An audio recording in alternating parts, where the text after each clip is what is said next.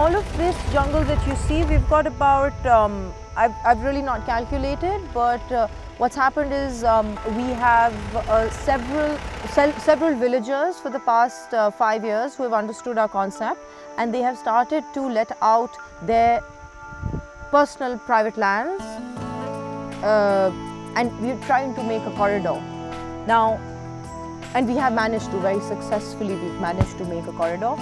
And we've got indigenous plants growing all throughout out here, right to the back, and it goes across about 10 kilometers of indigenous forest, just from where we are sitting at the moment towards the west.